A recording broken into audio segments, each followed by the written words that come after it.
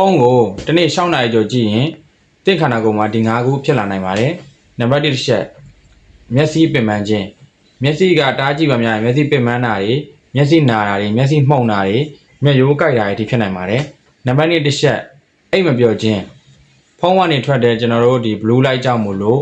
အိတ်ဆက်ခြင်းဖြစ်စေတဲ့ဟော်မုန်းကိုချော့ချပြီးတော့အိမ်ပြတ်တာတွေဖြစ်လာနိုင်ပါတယ်နောက်တစ်ခုကခေါင်းကိုက်ခြင်းဖုန်းကိုကြာစိုက်ကြည့်လို့ဖြစ်စေကြာပဲလို့ငုတ်ကြည့်လို့ဖြစ်စေ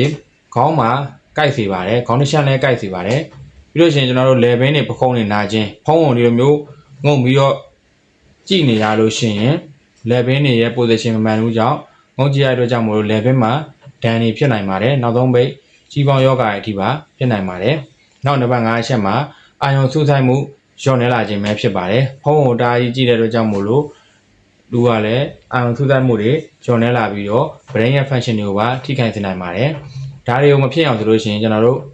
20 rule လေးနဲ့နေပြရအောင်မယ်။ဒီလိုဖုန်းကြည့်လို့ရှိရင်ဖုန်းကိုမိနစ်20ကြည့်မယ်။ပြီးလို့ရှိရင်အဝေးပိတ်20မှာရှိတဲ့ရာဝေးတစ်ခုကို20စက္ကန့်ကြည့်ပေးခြင်းအပြင်ဒီပြဿနာတွေအားလုံးကိုဖြည့်ရှင်းပြီးသားဖြစ်သွားပါလိမ့်မယ်။နောက်လည်းဒီလိုဗီဒီယိုလေးတွေတင်ပြသွားမှာဖြစ်လို့အကောင့်လေးကို subscribe လုပ်ခဲ့ပါအောင်။အားလုံးကျေးဇူးတင်ပါတယ်။